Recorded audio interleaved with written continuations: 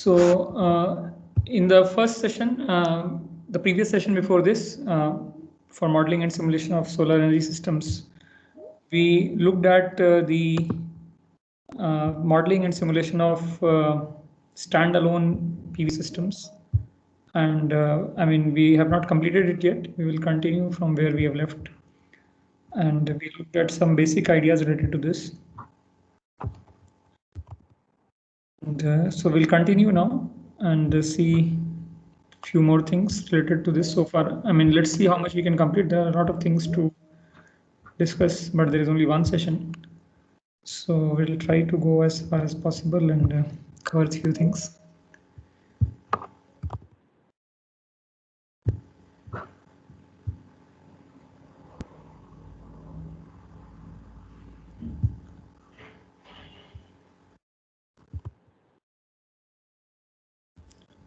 So I'll share my screen.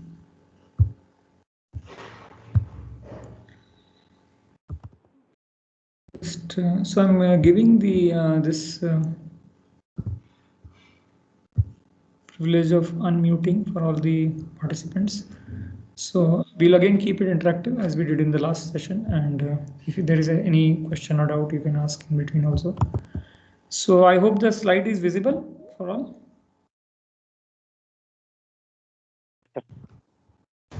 Yes, sir. Okay. Yes, sir. Okay. Okay, so we had discussed about orientation and users' needs before we left the session in between. I mean, for at the end of the last session. So let's just quickly, because I think it is not saving those things which you leave in between before completing the simulation. So we'll quickly catch up with this, and everyone else also, you can see your recent projects listed here. So I'm just opening same hands-on session 1 project. And as I see, the site file and the Meteor file is okay, but this is not saved. So we'll quickly define that again. Orientation we took as 26 degrees, azimuth 0, optimization with respect to yearly. And users needs, we took some data here. So let's just do that again quickly. I mean, same numbers. Let's put our, we can put some other number also, just indicative. So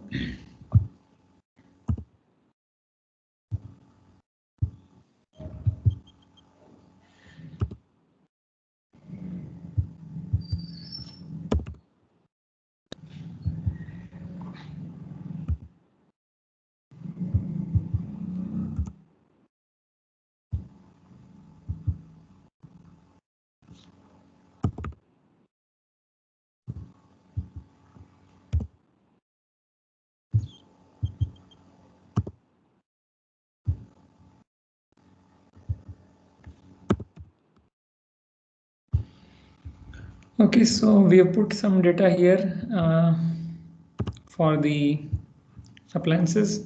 4 LED lamps, 7 watt each, operating for 5 hours per day. 2 TV or PCs, 50 watt each, operating for 4 hours per day. And 3 domestic appliances, 60 watt each, operating 4 hours per day. And 1 fridge of having consumption of 1.2 kilowatt hour per day. And then 2 watts for the standby. And let's then again make the hourly consumption, hourly distribution also. So lamps for 5 hours. So we're just putting here.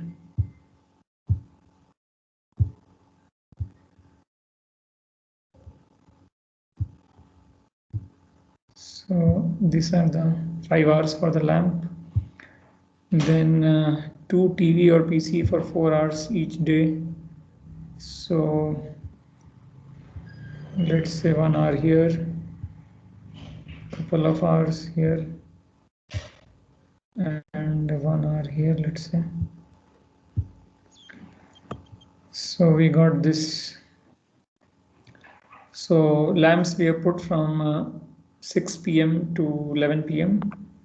TV and PC we have put from 9 a.m. to 10 a.m. Then 12 p.m. to 2 p.m. and then here 8 p.m. to 9 p.m.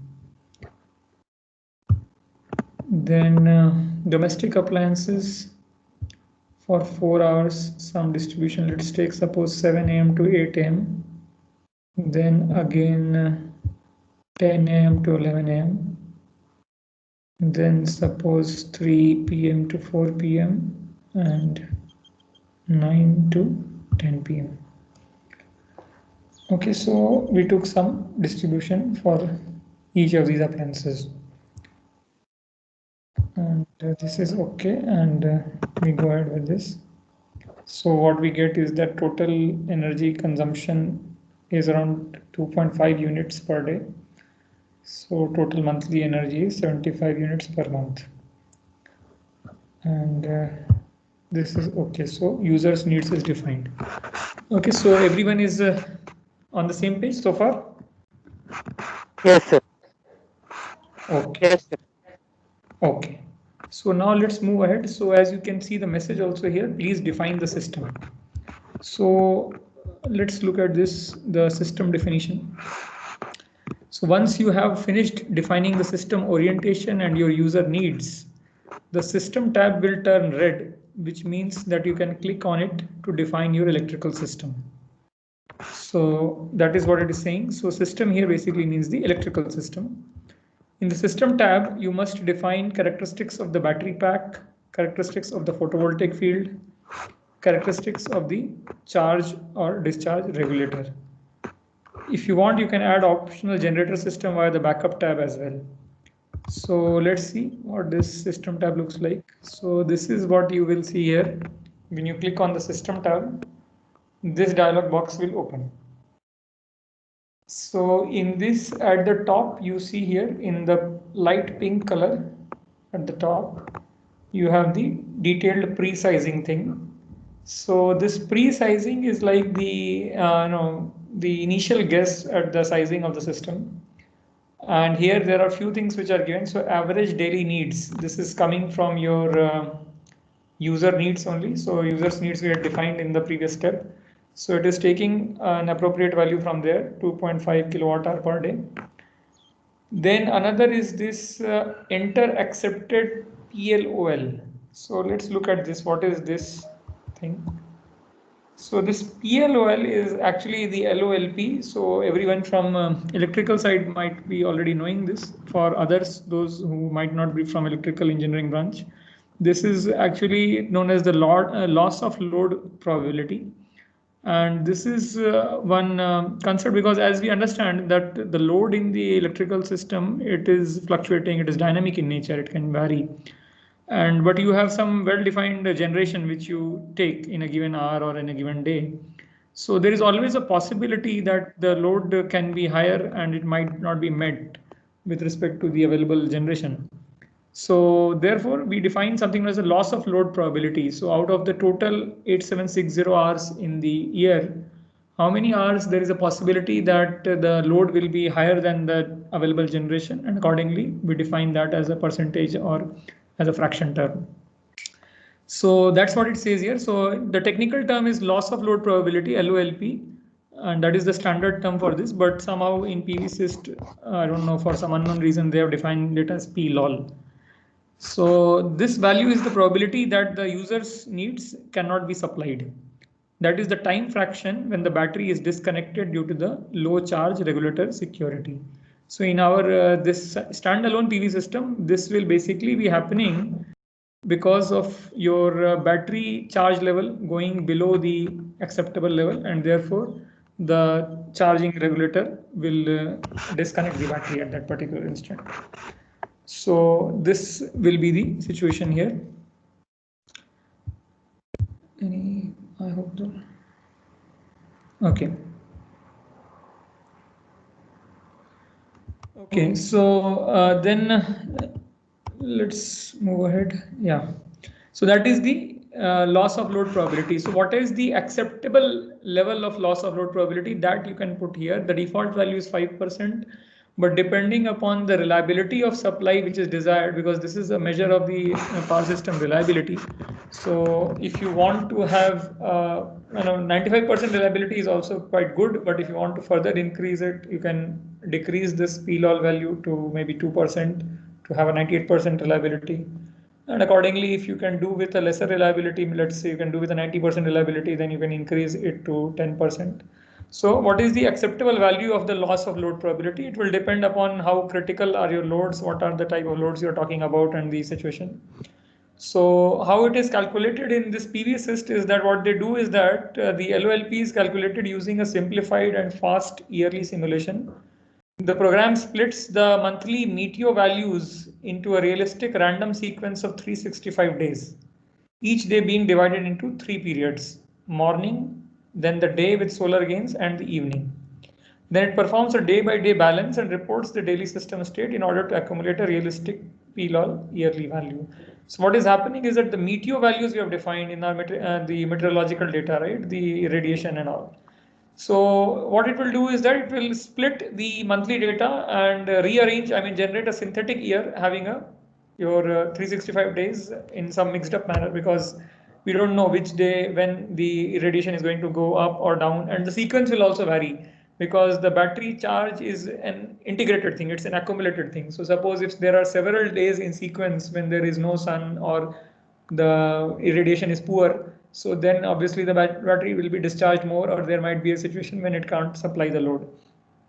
On the other hand, if the same number of days, let's say the irradiation is low for the same number of days, but it is interspersed, that means in between there are good radiation days, then there is one bad radiation day. So if it is interspersed and mixed, then with the same battery capacity also probably we can supply the load with a much higher reliability.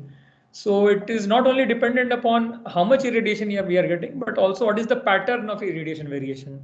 And therefore, what this PVSyst does is that it does a random sequencing of 365 days, and it will run for some number of iterations. And so in each random sequencing of 365 days, what it does is that for each day, it divides it into 3 periods: morning and the daytime when the solar gain is there, when the PV is generating, and the evening. So the morning and evening it will be discharging, and in the day it will be having the solar gain.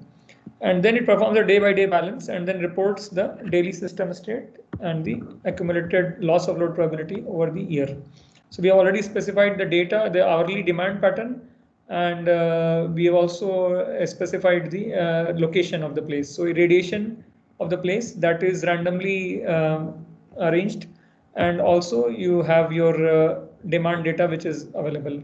So based on that, it just does a mix and match for each day, for each of these 3 periods, and sees that if there is a possibility that in a particular period the system cannot supply the load of the available load in the system, then it will be recorded as a loss of load, and accordingly it will do the simulation for the year and generate that number, that overall how much loss of load is expected.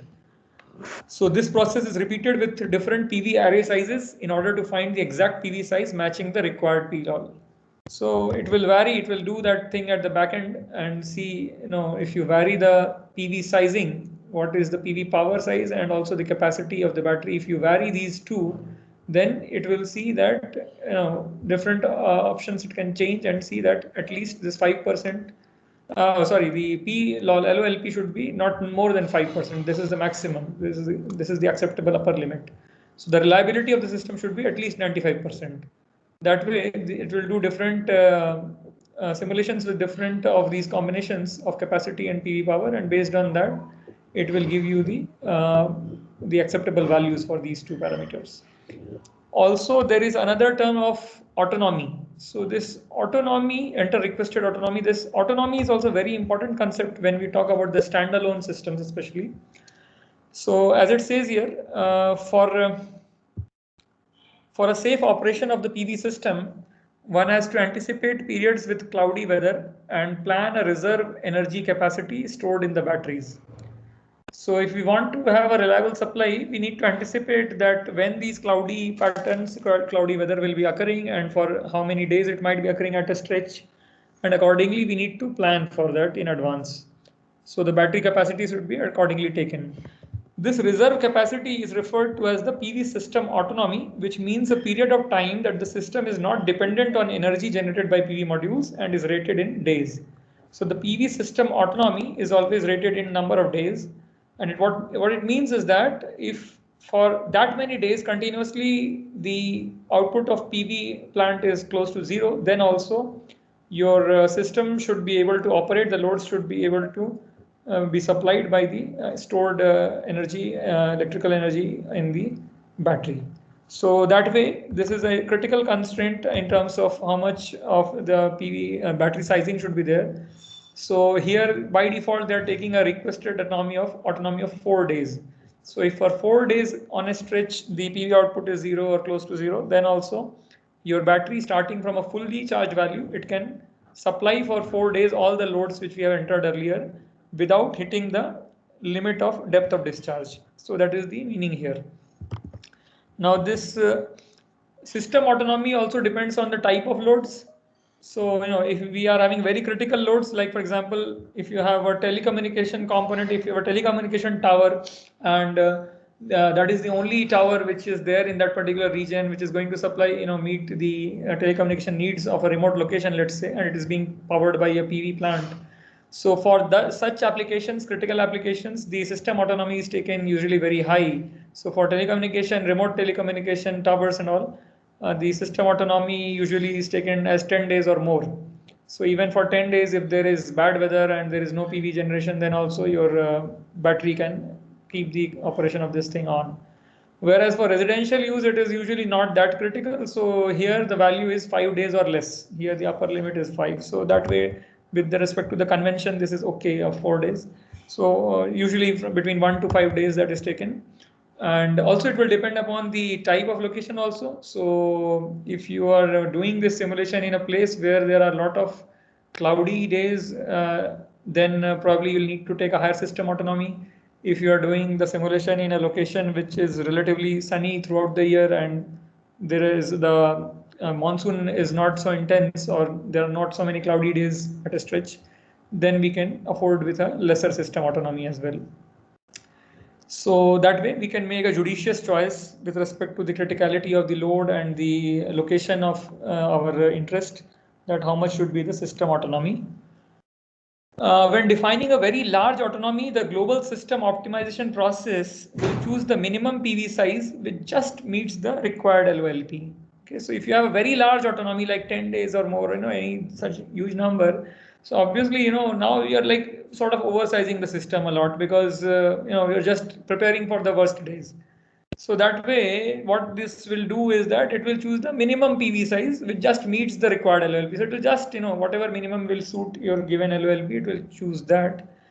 But what will happen due to this is that when you have a very large system autonomy, that means your battery can discharge over a very long period. So, it will be discharging over a long period without any input, without any charging. So this may lead to a very low average state of charge value over large periods of the year. So if you have that type of a thing where the power to the battery is not fed for long periods of time, so the overall average state of charge of the battery will be low across the year. And this can be quite damaging for the battery, so that might be an issue. So in such cases, when the autonomy of the system is high, it is recommended that the actual PV array sizing should be slightly increased with respect to the PVSyst proposal. So that is like one manual human intervention which we should make, because what the software will do is that if you just whatever number you are giving, so suppose if I give 10 days here as the PV autonomy, then it will accordingly it will increase the size of the your this PV power and the suggested capacity. But what will happen is that the overall state of charge, if you take the average state of charge of the battery over the year, then many times there will be periods when it will be having a very low state of charge. So that will be damaging for the battery that way. So in that case, what it is saying is that we even oversize it further. So let's say like for suppose for this case, for with autonomy of 4 days, if it is coming 634 watt peak, or suppose if I change it here, suppose if I make it 10 days, then as you see, this thing, the suggested capacity has increased in a huge way. So as compared to earlier 400 something, now this has become 1229. So majorly it will impact the your ampere hours or the battery capacity. But now what it is saying is that with such large capacity also, if you are not having this generation for 10 days or so, then usually the state of charge can go quite low. So what it is recommending is that in such cases we actually oversize it further. So instead of taking PV power as 603 watt peak, maybe we can take whatever, some fraction higher, maybe 10% higher or something around 650 watt peak or 660 watt peak. Accordingly, a suitable oversizing of the PV system can be done. So that is one thing regarding the system autonomy. Then one more important thing to understand here when we talk about the battery capacity is that the capacity calculation takes the minimum state of charge disconnecting threshold and the battery energy efficiency into account. So, there are a few things we will look at it, and when we go in the details of this. So this battery capacity calculation, it takes into account whatever is the minimum SOC disconnecting threshold. So whether, you can change this state of charge disconnecting threshold. So, okay, let's just put it back to the default value of 4 days. And now let's look at the detailed pre-sizing. So as you can see here, there is this, you can change the required loss of load probability, and also you can change the minimum SOC, the minimum state of charge. So by default, it is 20%. So that is the minimum state of charge which is allowed for this battery, but because we know that, the system, the battery is very sensitive to the depth of discharge, and the larger you allow the depth of discharge, that means the lower is this value, the cutoff value, the threshold value for cutting off the discharging of the battery. The lower is this value, the more damaging is it for the life of the battery. So we can always change this, and that's what it says here. The battery capacity calculation takes the minimum SOC disconnecting threshold and the battery energy efficiency into account. So those things can be changed. The PV array efficiency can be changed, which is similar to the performance ratio. So these values can be tweaked, and also the battery capacity and voltage, these things are given here. What is the required PLOL, that is given here. So, if you change the required PLOL, things will change. So accordingly, you see, if you increased the loss of load probability, then your capacity has gone down, because then you can do with a lesser capacity as well. And so that way it can be done. And same way, your minimum state of charge also you can change.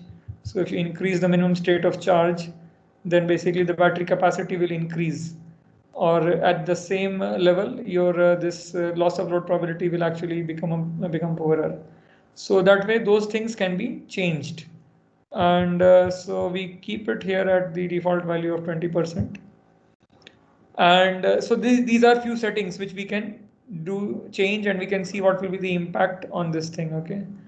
And one more thing here is that again, this is not really covered here. It is a back end point, but we should know because if we are looking at it in a critical way, this is important.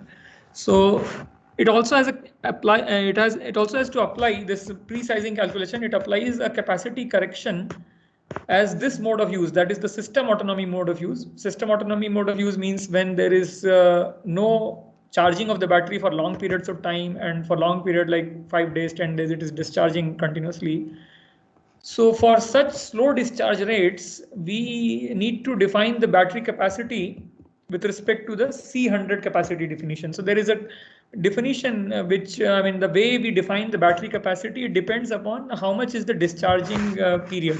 So C100 means that the battery will discharge fully from its full state of charge. It will take 100 hours to discharge to the depth of discharge level. And whereas your C10 value is what is the standard capacity, how we define for your PV batteries, that it should take 10 hours to discharge from the peak charge value to the depth of discharge value.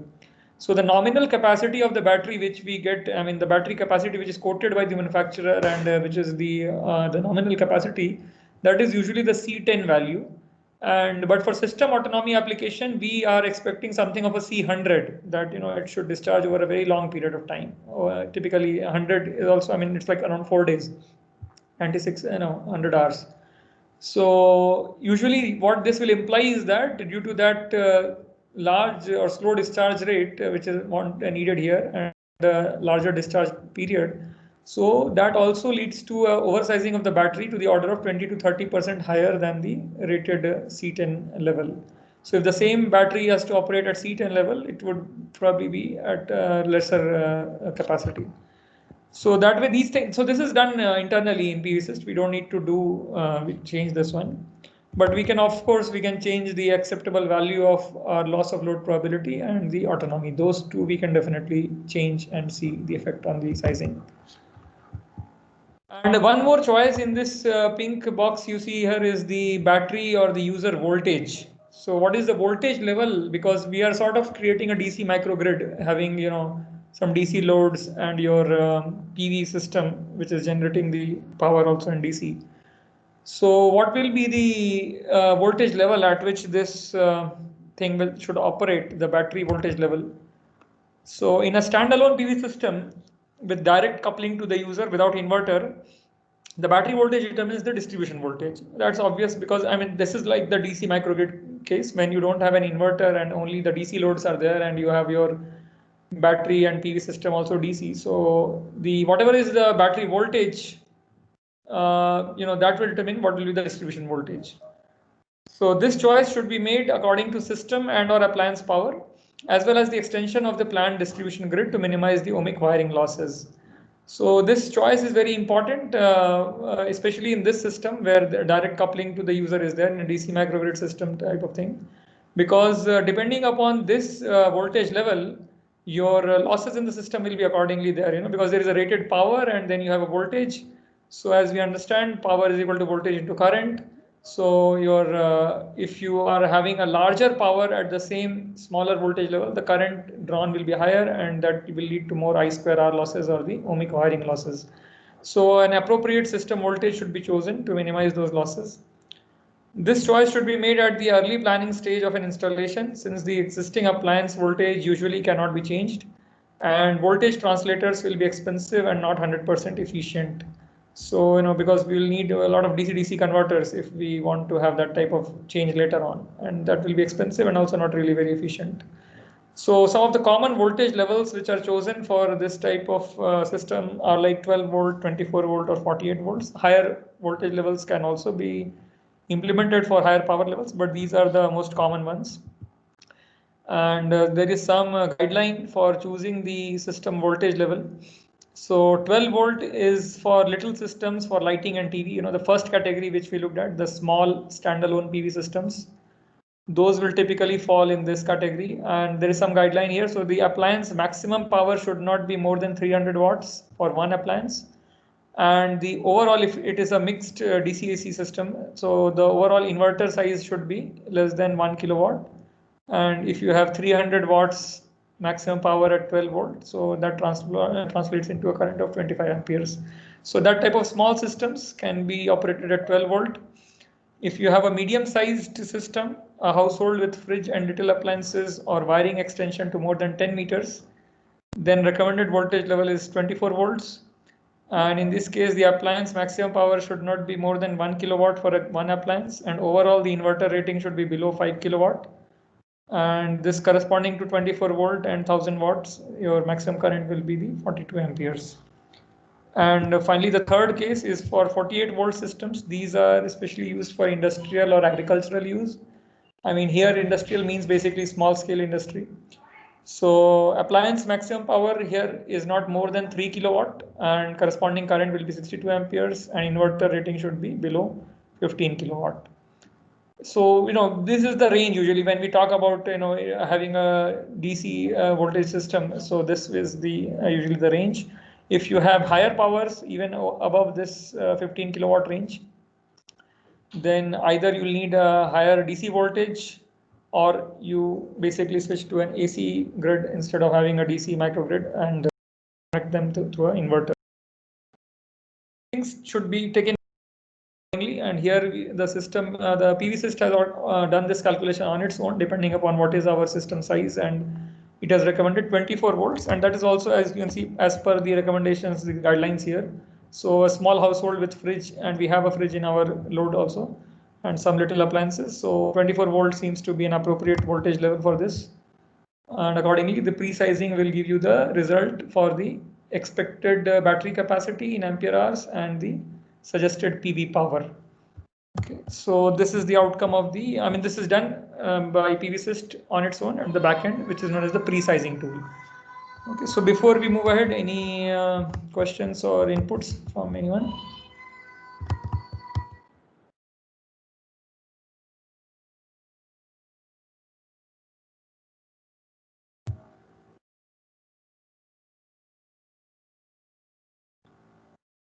Okay, so let's move ahead. So this is the this pre-sizing thing. Then let's look at the next thing here. So pre-sizing we've discussed. Now universal controller. So there are okay. This another pre-sizing help for the PV array is also there. So this was about the storage, and before choosing other things in storage, we will have to look at the PV array here. So you look, if you click at the second tab here, that is the PV array tab, and here also there is some pre-sizing help which is given. Okay, so if this pre-sizing can be done in two terms, either you enter the power which you want to install, so which PV has automatically done, that 633 watt peak is what is needed, so you can select this one. So once you select this, what this PVSyst will do is that it will suggest the possible systems with respect to whatever can be done, and or another option is that if you choose the available area, so some mainly in the grid connected systems, because there is no limit to the, we are not looking in terms of the loads in the system, rather we are Hello. looking at what is the available area and accordingly we take it. Yes, there is some question. Yeah, sorry to interrupt, sir. So in resizing help, it is showing that the default 0.7 kilowatt power, not Sorry. the suggested PV power, not the suggested PV power. It is showing. It is showing and default value as 0.7. So is there any error, sir? Where in your end, at your end, that is showing that Yes, sir. Yes, sir.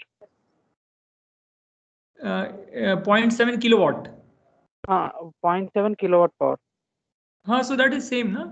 That 633 watt peak is 0.633, so it's nearby that only, right?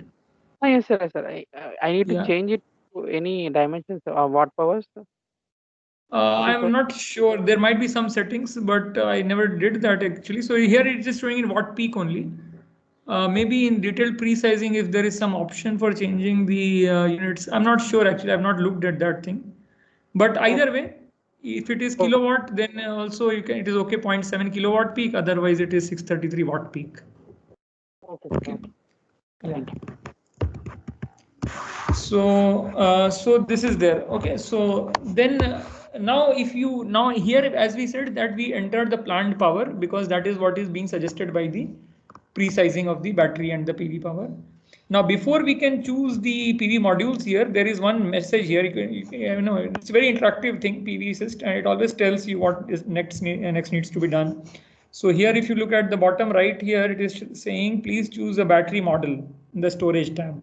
So go back to the storage tab and now let's choose a battery model. You can choose by voltage level or by capacity or by manufacturer.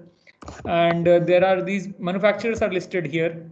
So there are some default manufacturers whose data this is already having. PVSyst is already having a lot of manufacturers data of their batteries. And for each manufacturer, any particular manufacturer, if you choose suppose Excite Classic, then the different available models, some of the database with respect to their product catalog and all, they have uploaded that. So usually, if you have a manufacturer, a specific manufacturer in mind, then you might go for that. Otherwise, usually it is recommended that you just go for a generic thing or all manufacturers, and you look at it with respect to the voltage or the capacity available. So now here, let's say I know it automatically it gave you some value here, which is default there. And also you can choose the type of technology, the lithium ion or lead acid. There are two options currently. There are, as we know, there are more battery options also which are coming up. But presently, because these are the most popular options in the market, so lead acid or lithium ion, you can accordingly choose. So default is all technology options which are there. And now with respect to voltage, you have put them here. So you can choose some voltage because this is at 24 volt level. So basically something less than 24 or around that value only what we'll like to take. So suppose some 12 volt battery I'm taking here, and this battery is having a capacity of 31 ampere hours. Accordingly, you need to have a 492 ampere hour thing. So it is suggesting you how many number of batteries you'll need. You need to connect two batteries in series, because we know this is 12 volt and this is 24 volts. So if you connect in series, this will give you 24 volt output. And for current rating, accordingly, you have 31 ampere hour. This is 492 ampere hour. So if you divide it Excuse accordingly, me, sir. yeah. Sorry for interruption. Sir, Hmm. in all technology tab, solar wind hybrid project we can design by PVSyst or not? No, this is only for PV. It doesn't support hybrid thing actually. Here technology means the battery technology options. So lithium ion or lead acid, those are the two battery technology options. Okay. Oh, okay. PVSyst is actually only for PV that way. So we took. So as you see, it automatically got these numbers, and how it got, because you have 12 volt battery, so you'll need two batteries in series to give you 24 volts output. And if you look at the current rating, so 492 ampere hour, 31 ampere hour here. If you divide 492 by 31, you get something around 16. And so 16 batteries in parallel, so there'll be 16 strings, you can say. Each string will have two batteries in series, and because when you connect them in parallel, the current gets added. So overall, this system will be sufficient, two in series and 16 parallel strings of two each, to supply the given ampere hour rating. So accordingly, the total number of batteries will be 32, 2 into 16. So this calculation it does on its own once you select the battery particular battery specifications. And now it says here, please choose the PV module. So now once you've done this, go back to the PV module thing. Again, here also, you can select different PV modules available now, available last year, and produced from different years. Those are given. So let's keep it available now. And then again, there is different options with respect to different solar panel manufacturers. They have got data from a lot of these solar panel manufacturers, and their actual data sheets they have probably accessed and uploaded it here. So choose if you have a particular manufacturer, you can choose it, or you can just let it be generic if you don't have a given manufacturer in mind. And then you can sort the modules with respect to power or with respect to technology also. So that way they'll be sorted. So when I sort with respect to technology, so all polycrystalline silicon modules here are like stacked together, monocrystalline silicon separately. And so currently this is just supporting mainly monocrystalline and polycrystalline silicon. And if you look at in terms of power, then it will be sorting the modules by power ratings. So again, we can choose an appropriate thing. So we have a 24 volt system, and let's say if I choose a 14 volt this thing PV panel. So if I have two of these in series, the nominal voltage is 28 volts, which must be always higher than your, because there will be some voltage drop, and also it should be higher than the given system voltage. So I suppose I chose this one, 140 watt peak, 14 volt silicon polycrystalline, this particular panel. So accordingly, the PVSyst does the calculation at its back end, and it tells me how many of these modules I'll be needing. So expected number of modules in series will be, to meet the 24 volt voltage demand, I'll need 14 volt panels in series. That is what is here. And for current output, I need the 3 such strings. And that also we can see, because as we looked at it earlier, this is the current rating here. So if you have 633 watt peak divided by 24 volts, so this comes out to be how much? 633 by 24. It's around 2 and 27, right? Around 27 amperes or so. So here, if you see, it is 140 by 14. This is current is 10 amperes, the rated current, and here it is 27 amperes. So that means each string will give me 10 amperes. So I need 3 strings to give me somewhat higher than 27 amperes, whatever is the next integer number. So we take 3 strings. So I'll need 2 modules in series and 3 such strings of 2 modules each. So total number of modules will be 6. Then it says, please choose the controller model or the operating model for a universal controller. So for controller model, let's just look at some concepts here. So there are different controllers which can be chosen, and usually what is recommended is known as the universal controller. And let's see what is the thing here. So during the early stage of a standalone system study, the main issues are the global system sizing, that is the determination of the battery pack, the PV array power as function of the user's needs, and the meteorological conditions. So we have taken care of all those things. After the quick pre-sizing evaluation, the results, which are the loss of load probability and the unused energy, must be assessed with a detailed hourly simulation. So we'll be going for that after we do this. The exact regulator strategy does not matter. To get rid of the control constraints, PVSyst introduces a general purpose generic universal controller for the three different strategies: direct coupling, MPPT converter, or DC-DC converter. So this universal controller which is there, it is always ticked by default. So how PVSyst has designed this, that this can take care of all the three operating modes, so which you are having. So direct coupling, as we know, for the small systems. Then you have your DC-DC converter, the MPPT converter, which will be there for medium things, medium-sized systems, and then the DC-DC converter for a larger system. So universal controller is good enough. During the sizing process, specification of the battery pack and PV array, these special devices will adapt their parameters to the system in order to always stay compatible with a normal behavior without control losses during the hourly simulation.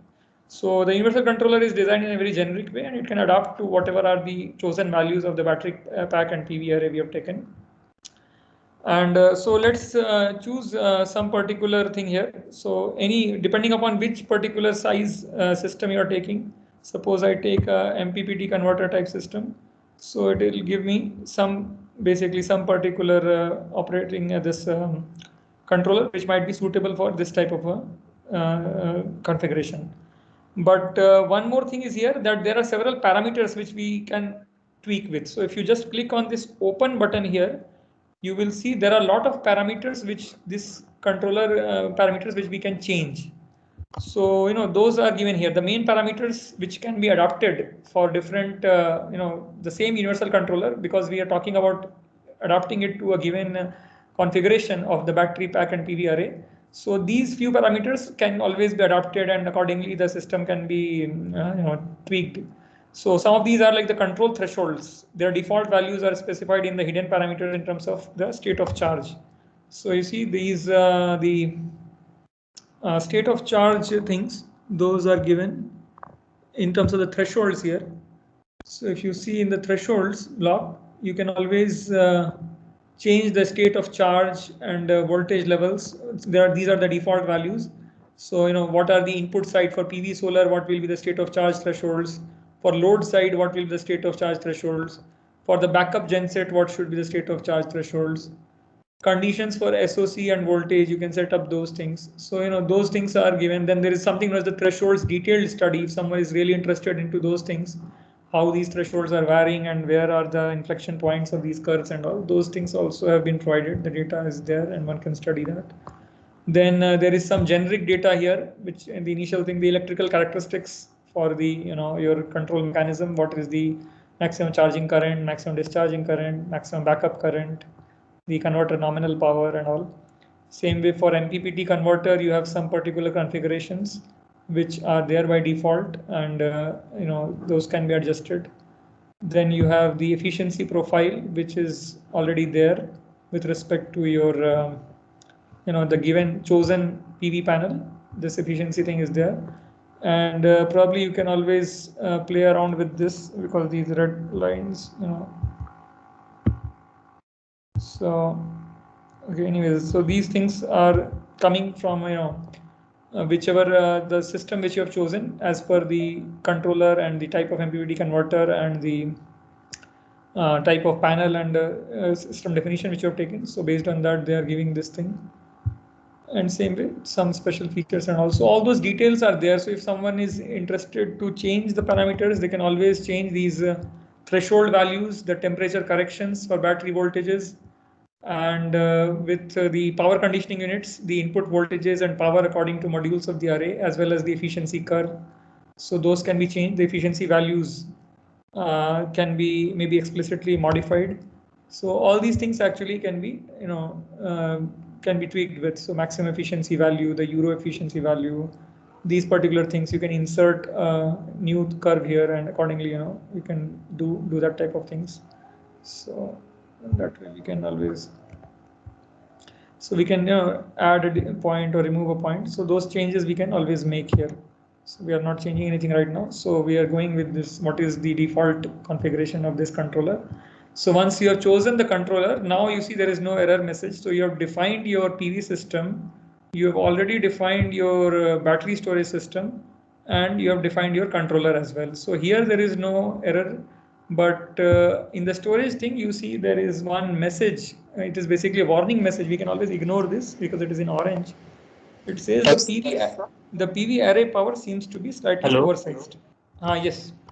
Yes, sir. In your system, there is no error, but in my system, the error is the array VOC at minus 10 degrees centigrade is greater than the converter absolute maximum input voltage.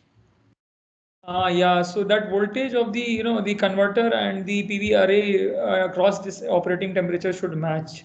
So you can try choosing some other module, and Okay. that will change that thing. Yeah, so because you see this, it defines two voltages. One is at the maximum power point at 60 degrees Celsius, and another is the VOC at minus 10 degrees Celsius. So all these should be as per the whatever is the converter you have chosen. It should be in that particular acceptable range with respect to the Okay, converter. sir. Okay, sir. Yeah. Thank you, sir.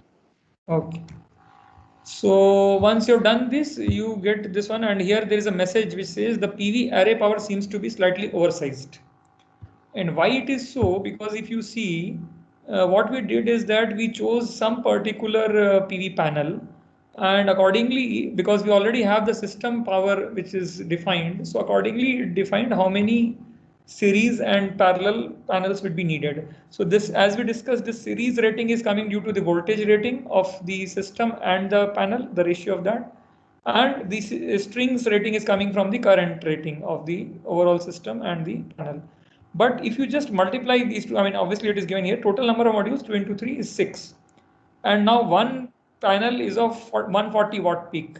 So total is 140 into 6. So the nominal power of the PV array is 840 watt peak, whereas your system is only 633 watt peak. So basically you are oversizing by a very significant amount. And that is what it is saying here, that the system is slightly oversized.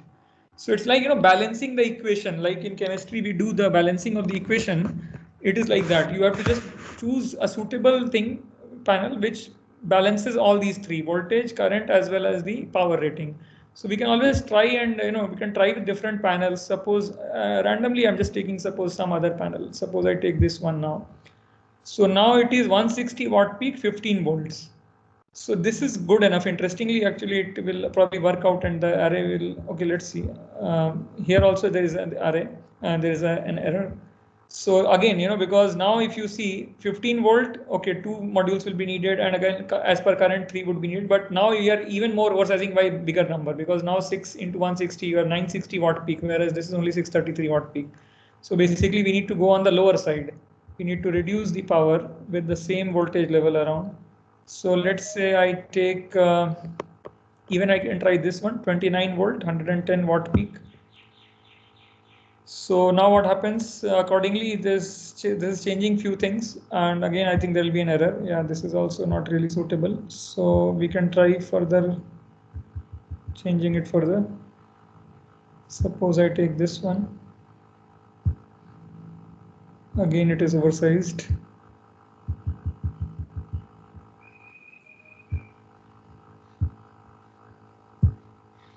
Now you see this is resolved. So we got, for balancing, we got an idea because we were oversizing the power by a lot value. So we went on reducing the power level of this PV panel with the same voltage level rating. So now this here we found a match. So you see this is again 15 volts, so 2 in series, and number of strings, this is around 3.33 something amperes, and here the amperage, as we discussed, was around 27.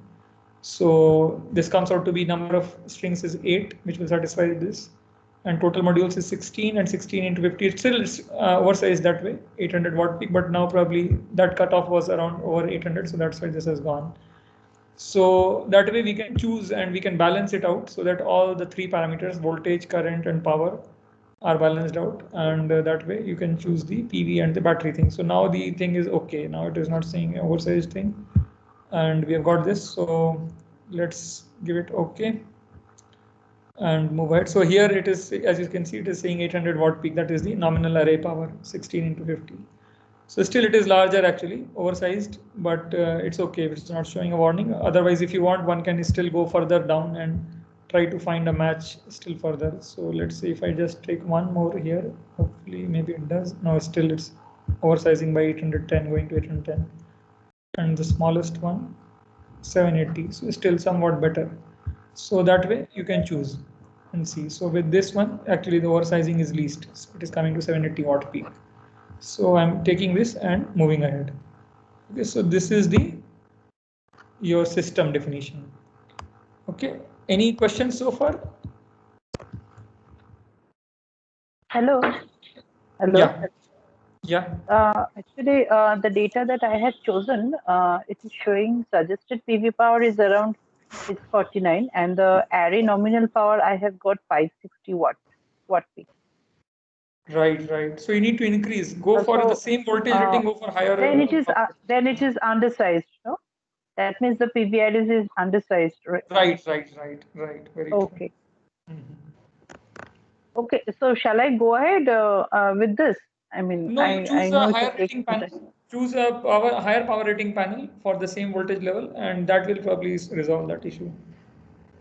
Sir, can you please guide me a little? Higher rating panel, which one shall I choose? So right now, what is the power rating and voltage rating of your panel? It's number of series. Suggested capacity is coming 499 ampere hour. Suggested PV power 649 watt power. No, ma'am, you just look at this one. What is this rating here? Oh. The watt peak and the yes. voltage? 140 watt, 14 volt. 14 volt, 140 watt peak. Yes. So you can try at 14 volt if you get a higher panel of maybe 200 watt peak or something. Try to increase it further. Oh. Go down this thing. Yeah.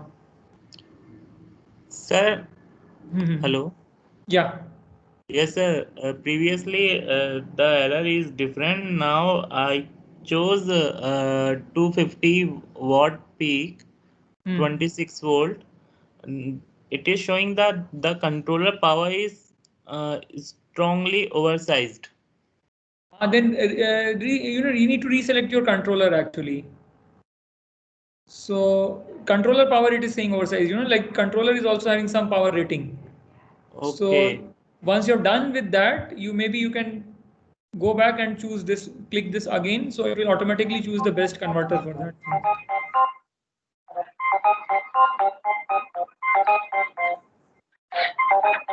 Yes, sir. Please, others can mute their systems. Those who don't have a question to ask. Done, sir. Okay. Okay, so I think this is okay for everyone, and let's move ahead. Okay, so we are done with these major settings. Now we go to the main thing here. Yeah. Hello. Yeah. Sir, there is another setting is there, sir. What about the backup, sir? Backup, yeah. So if you want to have a backup generator, then you can go for that type of thing. But usually, I mean, if you are using a backup genset, then you can choose that also, and accordingly you can select this also here. There are not many options by default. Actually, this is something new which PVSyst has introduced. So if there is a backup generator available, you can choose that, and you can define the actual backup power. And also this is basically, because we discussed, that if you are having the fully automated system where your controller will sense when the load is not being satisfied and the backup needs to come up. So that type of thing can be also, the backup sizing can also be done from here basically. But right now, as you this is a new feature, I think, in the latest version of PVSyst. So that's why there are not many options probably here. And or let me see here. So yeah, you can define a backup generator here in terms of your own thing. So you can define both the commercial data and the basic data, what type of power rating you will need for your backup generator and the fuel consumption and efficiency and all. So you can define that actually. Okay. Okay. Thank you. And one more thing you'll do is that if you want to account for that backup thing, then probably you'll need to change, you need to enable these things, backup generator control and backup effectively used and these things, so that your controller has access to the backup as well. And there might be few more things. Yeah, the backup genset commands, those also you need to then take care of. So those few things, more settings you can do. So the idea is that now the controller will have access to the backup also, and when the backup will come into picture, how it will be managed, those things can be enabled through the controller. By the way, here it is by default it is enabled, so that is okay. Okay. Okay, sir. So we have got this one now, and okay, but now our system got system. So I'll just remove this backup for now because we need to have those settings accordingly. So I'm just removing this here. Okay, so now our system, it says ready for simulation, green color. So that means we can go ahead and run the simulation. So there is this run simulation button which will become activated, and you can click on this and you'll see it will run the simulation and few results will be generated. So everyone has got this one, the results screen? Yes, sir. Yes, sir. Yes, sir. Okay. So now let's look at this. What are the prominent things here in terms of the result which we have generated?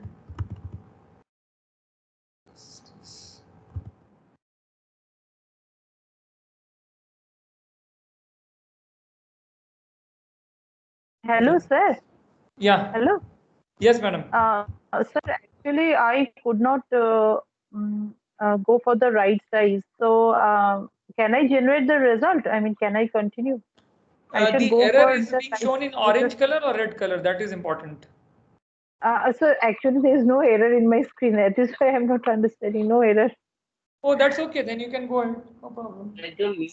See, there is something known as the overloading, because what happens that whatever is the PV, your nominal power of PV, that is always at the STC conditions, the standard temperature conditions. So that is always the peak, and actual PV output is lesser most of the time. So that's why actually if it is undersized that way by a certain amount, there is no issue.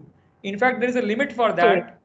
Yeah, up to 25% of undersizing is okay, because when you say that let's say your PV power is nominally 600 watt peak, and your inverter, let's say the inverter is rated at 450 watt peak.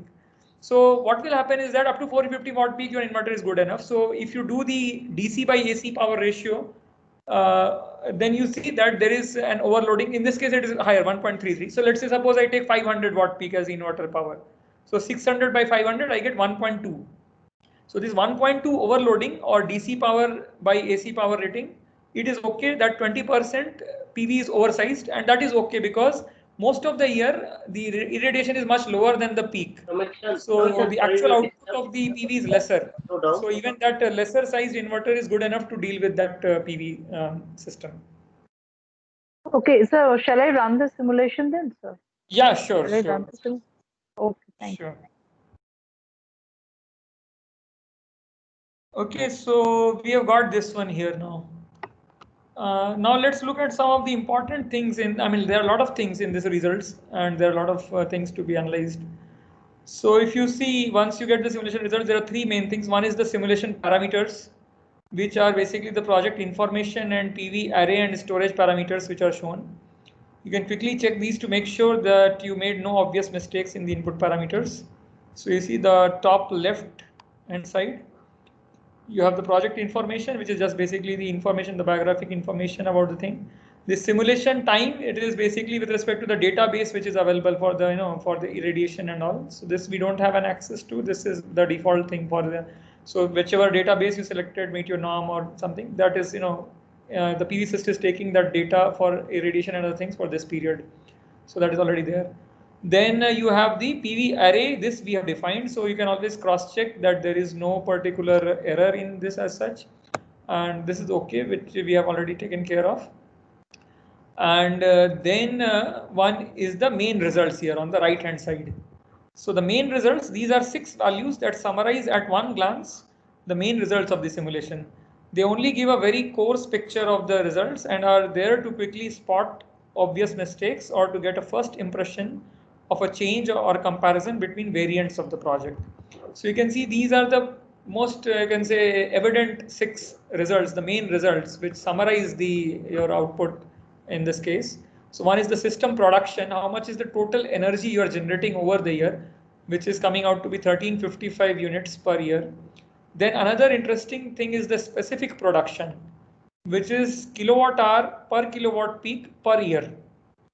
Okay, so out of the installation of, so here you're dividing the energy output over the year divided by the nominal rating of the system, which is 0.78 kilowatt peak.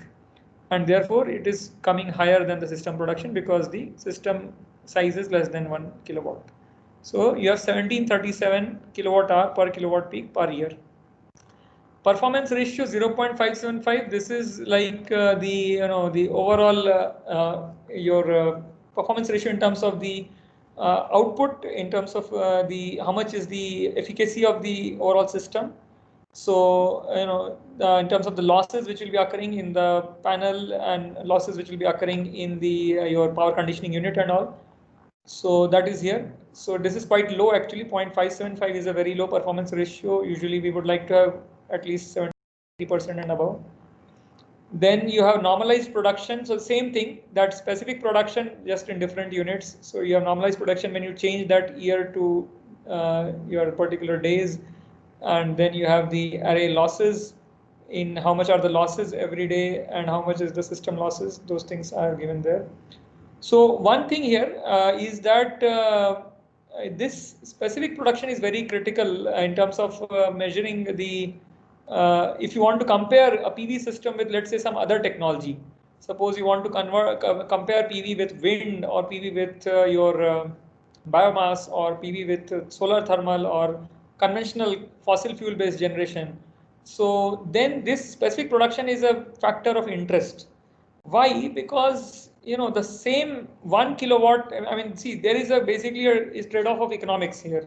So how much of investment I need? Usually you see the power plant investment is in terms of whatever rupees of crores per megawatt. So the same 1 megawatt of PV if I install, then how much of energy output I'll get as compared to that if I install 1 megawatt of coal or wind or some other technology, how much of energy output I can get. Because this will straight away have because this is what will be giving me the monetary output or the monetary gain. So this will have a direct impact on the economics of the thing.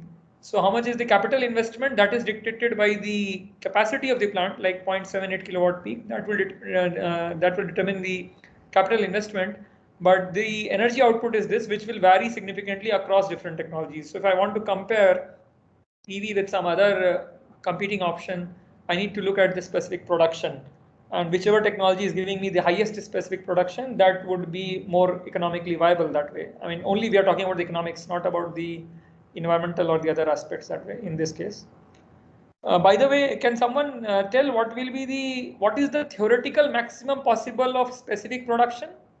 Not for PV, for any technology, any power generating technology, what will be the theoretical maximum possible value for the specific production?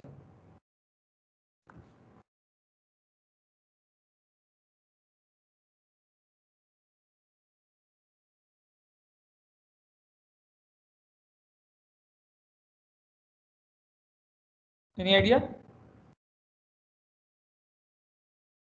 So basically what is happening is that suppose if you have 1 kilowatt of any given power generating technology, If you run that unit of 1 kilowatt at its peak capacity, 1 kilowatt, for all the days, for all the hours, that means 365 days, 24 hours, then how much energy will generate will be 365 days into 24 hours into 1 kilowatt capacity.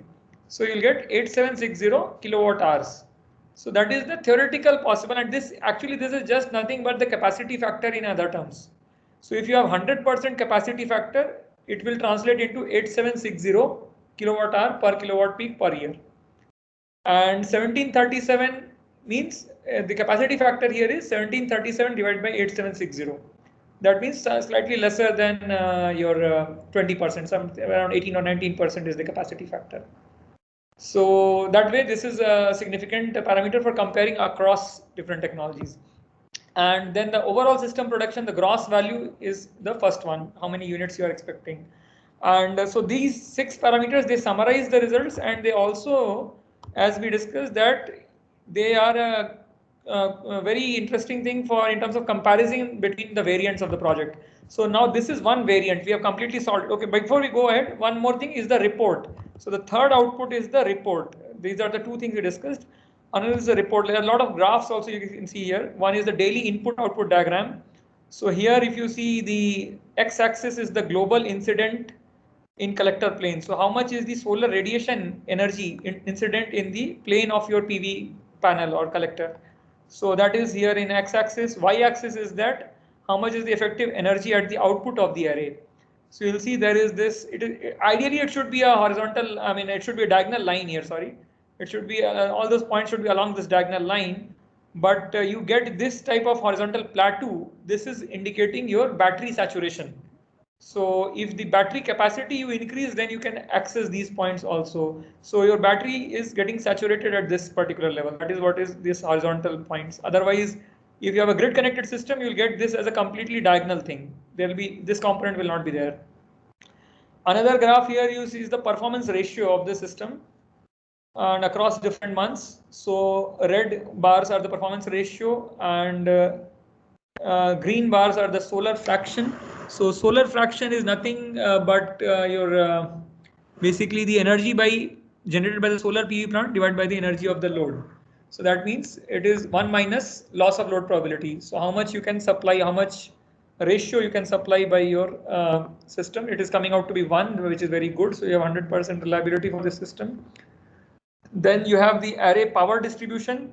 So effective power at the output of the array on x-axis. Y-axis is your effective energy at the output of the array. So energy versus power diagram.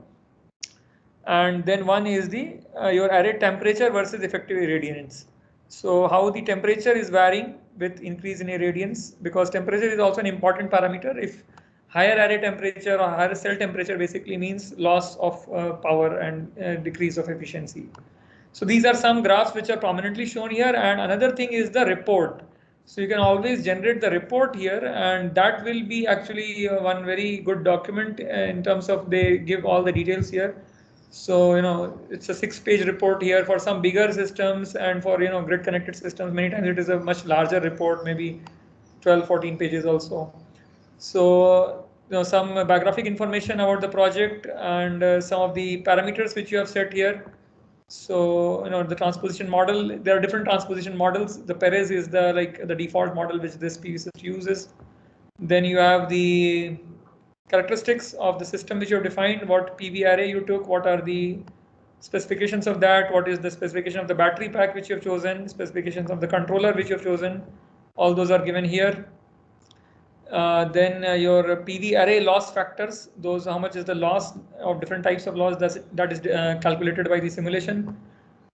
Incidence effect, this is known as the incidence angle modifier. So basically, as the incidence angle on the PV panel changes, how does the ratio of power, ratio of irradiation reaching the solar cell, how does it vary? So in terms of the change of the incidence angle, so those things also they simulate and give. Then you see here these are the some interesting results on terms of your loads. So these are not the results, these are the input values basically. So what were the loads you specified, their number, power rating, usage, and the energy consumption, and the hourly profile, that is also part of the report. And then this is the output. So this is the final simulation output. How much is the available energy? How much is the used energy? So you are actually producing excess in terms of what you need. What is the specific production? Excess energy, unused energy is also there here. So, so that's why we said that your battery is the limiting thing here. So you can actually have a much larger battery, store more power, and use that for other uses also. Performance ratio, solar fraction, all those things are given. The battery aging is also given, expected battery aging in terms of the state of wear, how the battery will be aging, in particular time duration in 1 year. So that type of things are given here. And those same things in terms of graph. So how much is the total production, what is the unused energy, what is the system losses, what is the collection loss, and the energy supplied to the user. So as you see, 100% energy of the needs of the user are met. And on top of that, you have the green is the system losses, purple is the collection losses, and then indigo is the unused energy. So your performance ratio, solar fraction, then this is something about the how the irradiation, what is the total incident irradiation, and then how much is the different components of this. And solar fraction throughout is 1. That means you are meeting the entire 100% load across the year, and there is no loss of load anytime. 100% reliability of the system is there. This is the input-output diagram, as we said. So if you have infinite capacity of the battery, basically if you connect it to the grid, for grid connected system, it will come out as a diagonal, all points on along this diagonal. Whereas here it is the saturation due to the battery capacity, which is being shown here. And then finally you have this Sankey diagram type of thing. So how much is the total energy input from the solar radiation, and then different losses. So you have some effective irradiation losses, array losses, and then converter losses, lot of different aspects which are wherever you are losing out the power. And then final is this is the energy supplied to the user, or the energy.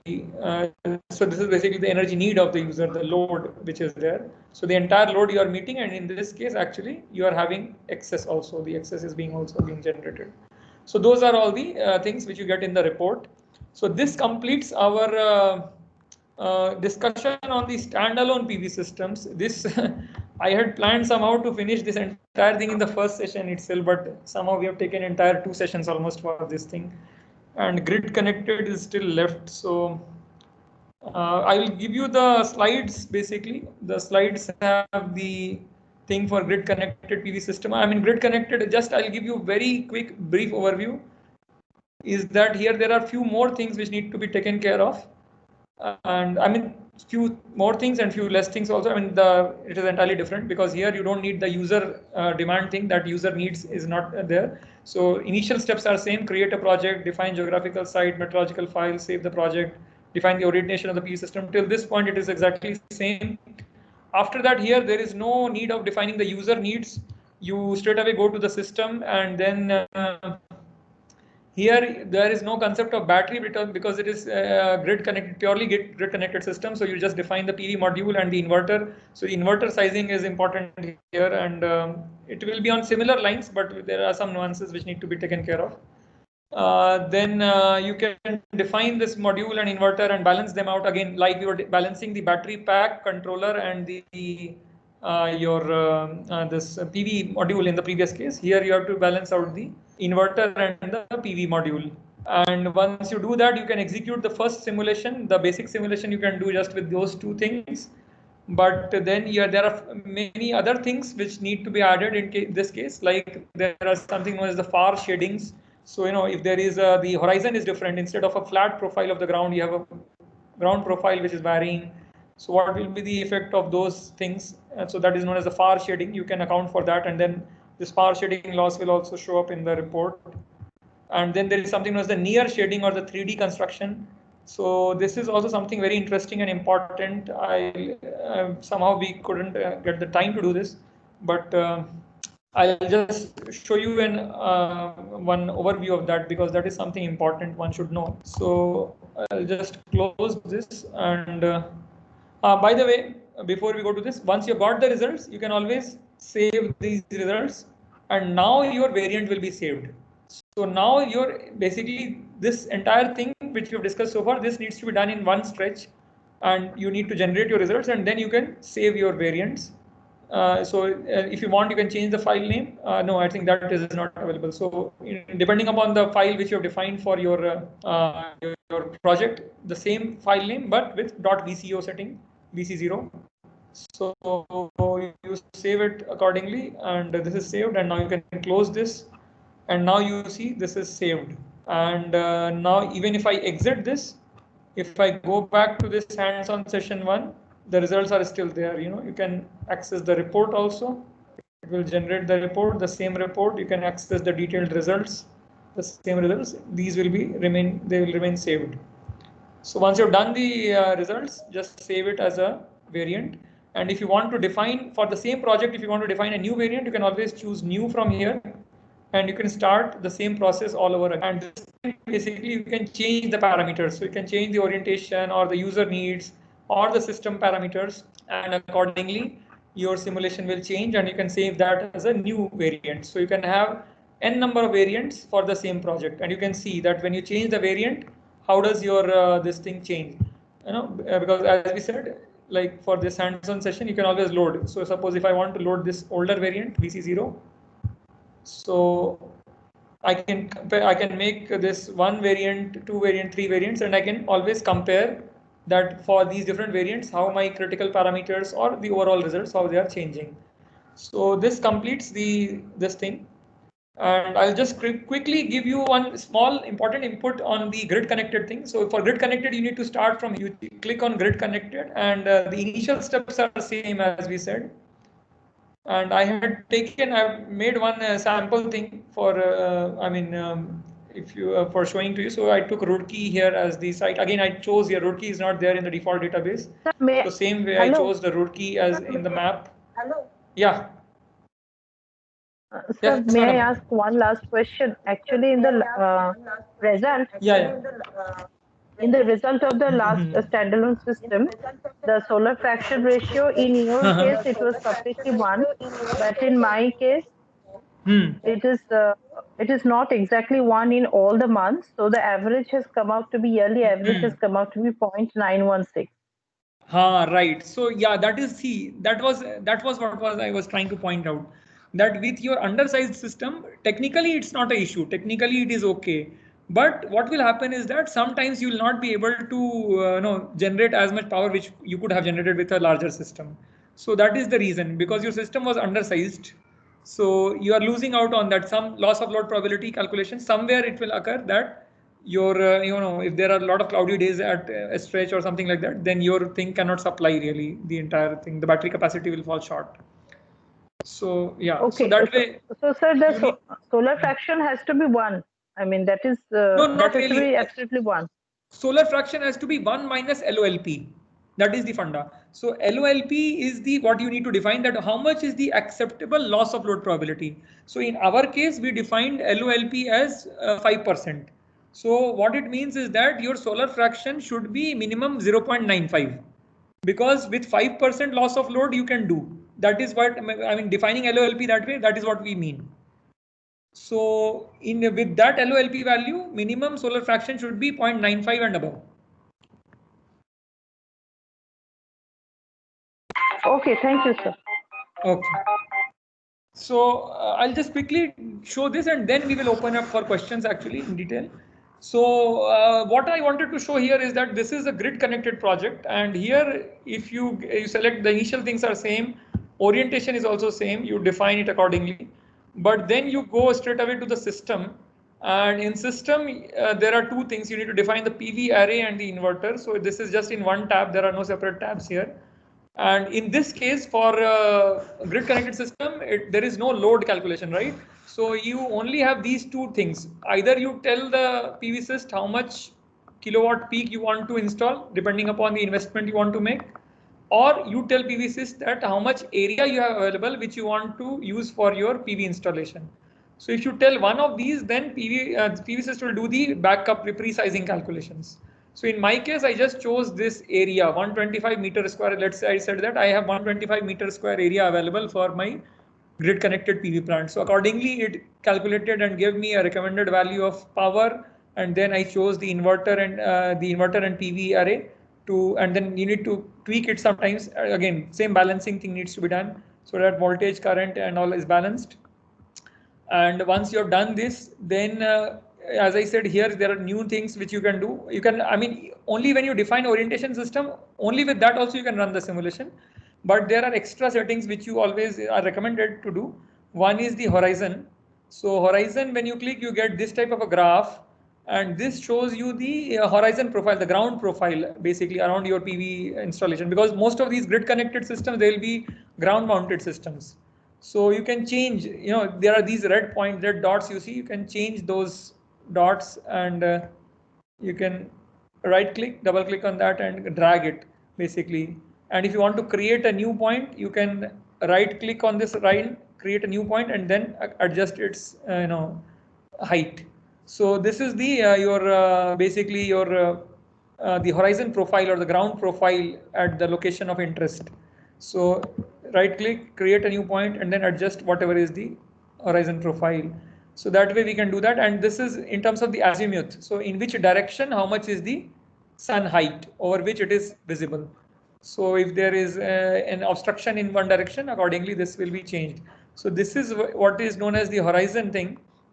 And then another is the near shading thing.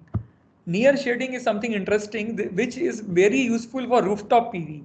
So in near shading, you open this and you get this type of a dialog box, and you can go to construction or perspective. And here basically you can create a 3D model of your PV system. So if it is a ground mounted, then it will be just simple PV arrays which you can put here. And ground elevation you have already taken care of in the far shading thing. But suppose if it is a rooftop thing, then it becomes really interesting. You can, you can create the model. So you can create different shading objects, buildings, like things like that. And also there are, you can PV panels and all you can create. And what it will look like, I have one created model to show. So, once you create that model, you can always save. Once you have this 3D model, you can save it. It gets saved as a .shd file. Shading, for shading, that SHD is there. So you let's say I'm reading one scene which I created earlier. So this is one scene for Delhi. We created some simulation. So it looks like this. So these are 4 buildings which I have created here, and each one I've filled up completely the rooftop with PV panels, and you have some trees and all also I've put here. And if you want to look at, so this is the engineering drawing view. If you want to see the rendering view, the colored one, this one looks like this. And so you can have it in this format, and you can also do some animation on this. So if you have this type of a building, few buildings in the vicinity, and this thing is there, so then you can see how the shading will vary over the given day and across the year. So this will simulate across the year, and accordingly it will calculate and give me the shading loss on a clear day. So that way, and you can choose which day of the year you want to perform this simulation. So usually it is the worst day in northern hemisphere is the winter solstice. So 22nd December, basically here it is showing 21 December, and you can choose the step duration, and you can do the simulation and those things. And that way you can do this. And here it says there is a mismatch, because this scene which I uploaded here, that has a very large area, PV active area of 861 meters square, whereas I defined in the system only 121 meters square. So I will need to update the orientation parameters. Okay, and so for that I need to change, either I change my scene here, or I change the system parameters here. I put 861 here, and accordingly I size it again. So those things can be done, and there are more things also, like these detailed losses and all. So there are different loss parameters which occur: the thermal losses, ohmic losses, soiling loss, the module quality and mismatch and all. So all these things we can actually, these things usually the default values are good enough. But if you want to do some research study based on, I mean, if you change some of the parameters and how the PV output changes, so these settings are basically useful for more for research studies. But for default system, these settings are already, the default settings are good enough. So those things can always be changed and simulated, and accordingly your outcomes can be there. So we don't have time really for going much detail in grid connected thing, but I will share the slides with you, and some guidelines are given for setting the parameters of these different parameters and values. So this is it from my side. And any questions now?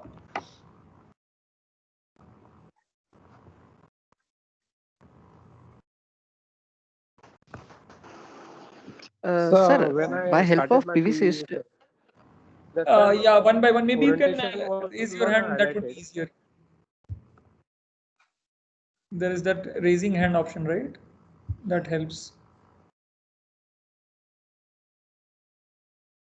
So there is one hand raised. Is there some question? Roy Nab? No, that's been done. Roy Nab, is there some question? Actually, I had asked before only. I Okay. forgot to raise down, lower my hand. Sorry. Okay, ma'am. Thank you. No problem. Yes, Shivam Pandey? yes, sir. Sir, if we design a grid connected solar system, so as per the technical guideline for connecting the grid, by help of PVSyst, we can design inverter as well as THD and harmonics also by help of this or not? No, THD thing is not enabled here. Here, actually, only the inverter, but what they have done is that they have, again, like battery and PV, they have given you a lot of different inverters from different manufacturers. So almost all the reputed brands and all their models are, almost all the practical models are covered here. So you can choose an appropriate model, but the THD data and all, I think, is not a part of this thing. But that you can always cross check at the end of the looking at the data sheet of the manufacturer and whether the acceptable with that. And that simulation probably will need to be done in MATLAB or some other software maybe. But here that thing is only for the overall system. Okay, sir. Thank you, sir. Yeah.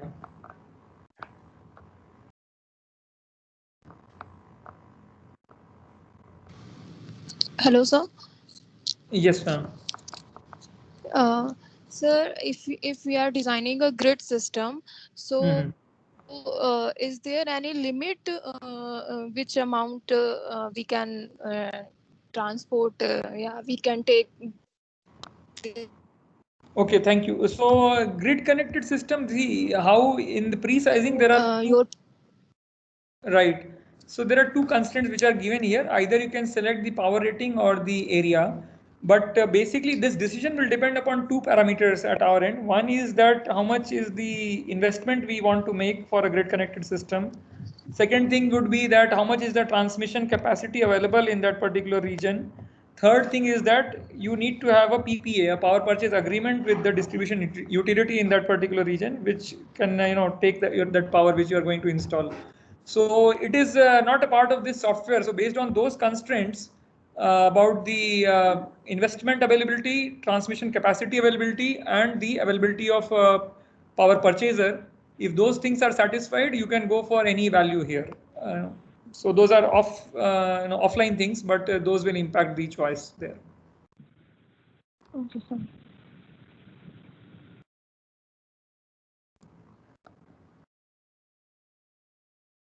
Hello.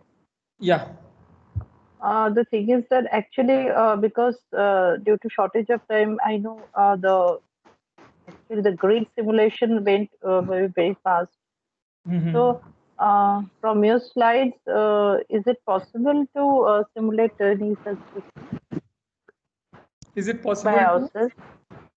Is it possible to simulate any such grid connected system from the slides that we'll be sharing? Yeah, I have put some details, but many things actually, as you can see, there is very interactive. So not every detail is there. Yeah, one thing I will recommend everyone, because see, actually, how I had planned was that one session for each of these, standalone and grid connected, but somehow the standalone only went for entire 2 sessions. So Yes. one thing I would recommend to everyone is that PVSyst has got a very detailed and very good quality help actually. So if you just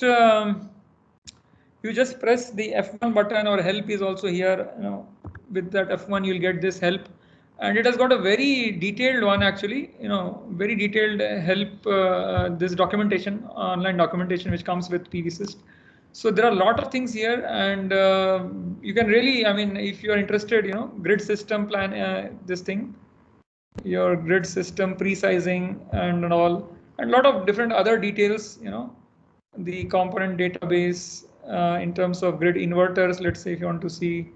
So a lot of things are given here actually. So different, controllers and all those many data and details, those are given here. So I would recommend that you can always look at this help which is available in PVSyst, because now the basic idea all of you have got, and for details you can always address this particular thing, whatever are the things given here, they are very helpful actually. It's very helpful and one can learn it on their own also. And some idea I think you get from the slides which I'll share, you'll at least get some idea. For some details you can always refer to the help actually. What is the approximate price of this software? So it will be valid for only 1 month. Yeah. Trial version. Actually, it's not very expensive, ma'am. I was looking for it. So for a single user license, it is like around 1300 Swiss francs, around like 90,000 rupees per annum for a single user license. And by the way, good thing is that they provide very good discounts for academic licenses.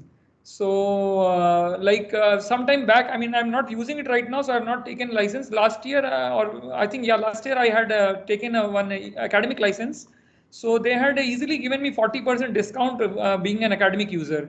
So what you get effectively is like around 55,000 or so for 1 year single user license.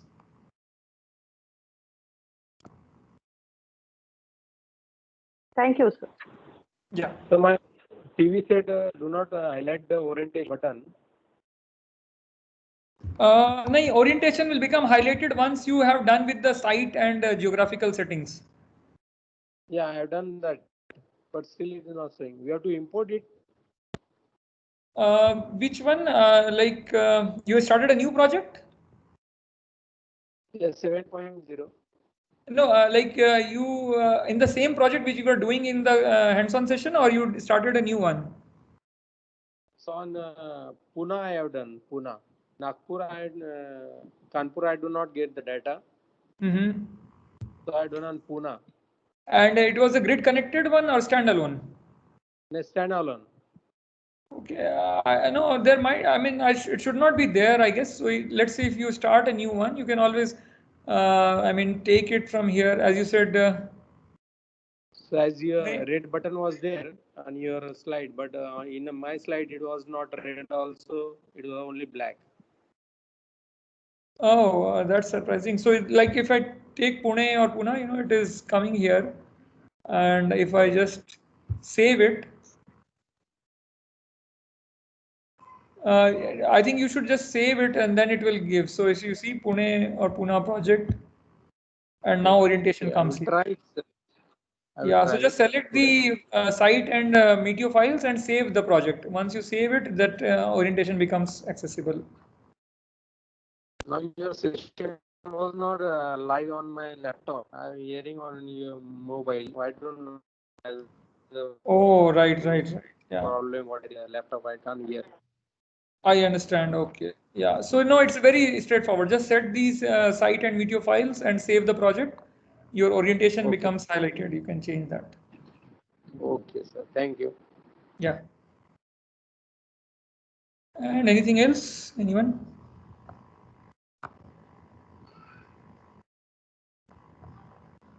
Okay. So yes, Shivam Pandey.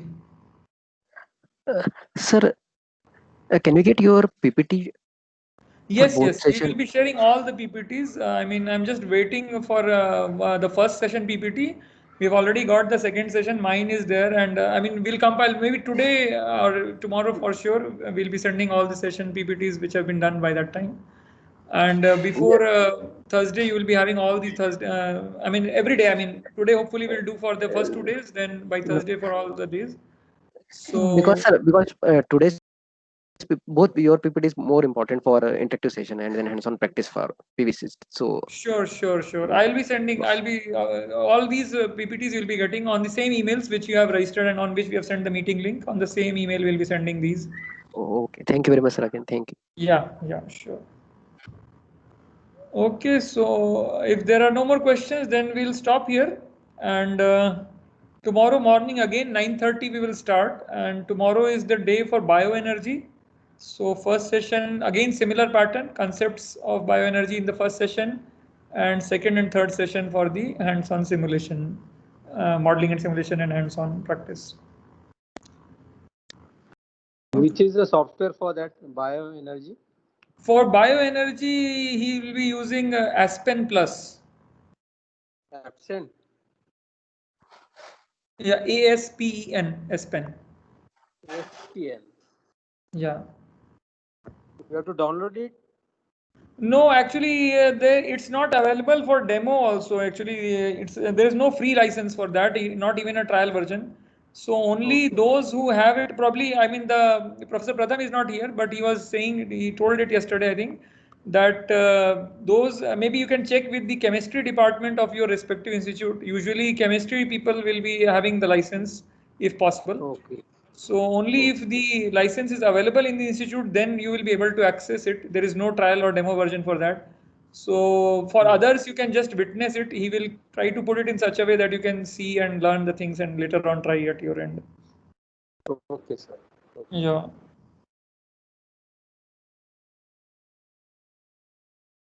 Okay, so we'll stop here. Thank you everyone for Hello, your hello, time. sir. One last question. Hello, Yes, ma'am. one last question, sir. The thing is that actually, when I had applied for this FDP, the email ID I had given my institutional email ID, but somehow my personal email ID has been taken by default because that account is linked with the Microsoft account. As we Oh, are I see. using Microsoft Teams, what I find is that that account is being. I am also getting the mails in my account, in that account, personal account. So will it affect in any way my certification or something like that? Let me just check. What's your good name, ma'am? My name is Nobomita Banerjee Roy, NABAMITA. Sorry, what the first name? Can you just say again? NADAMITA. Okay, no, that is not showing here. And you have logged in here. The username here is what? That Roy something, right? RoyNob@gmail.com. It has been taken automatically because that account is linked with my Microsoft account. So what I can understand is that yes, that is my personal Okay. email account actually. I'm also getting mails from you in that account only because you're using Microsoft Teams. Yeah, actually, see, just now I downloaded the attendance from Microsoft Teams and checked. So your in the attendance list, your name is showing as this Roy Nab only. I mean Roy NAB. Yeah, So yeah. So I actually think today that's only I somehow it clicked in my head. I did not recognize that. I did not think about that. What kind of name is appearing here? But suddenly yeah, yeah. Yeah, actually, so if all of you can, if you can please, ensure your name is same. I mean, your actual professional name is what is showing here. It would be easier for us to track the attendance because when we but download the attendance, the username only shows there. Dr. Singh, how is that possible? I don't know because my account is this account is linked with Microsoft Teams. I don't know how. I'm directly actually logging in from there. Yeah, So ma'am, I I don't know think how. that is possible. If you look it up, I mean, YouTube has got a lot of videos also on Microsoft Teams. So you can just see, I mean, there is, I guess there is some option. I've also not tried that, but definitely it must be there. In Zoom, it is there. So here also there must be some In Zoom, option it you is can there. change. In Zoom, I know. In Huh. Zoom, it is there. But actually, here I am logging in from my email account. I have logged it from the first day itself. Automatically, it has taken. I did not do anything. It was taken automatically. I just when I just went into the app, it just took in automatically. Right, right, right. So I Are you mean, able to is there Today no access the also other chat here? database with I you, can't. sir? Is there no Are you other access, database with you? ma'am, Hello. are Today you also able I to access the can't. chat here? Hello. Is there no other database with you? Like when we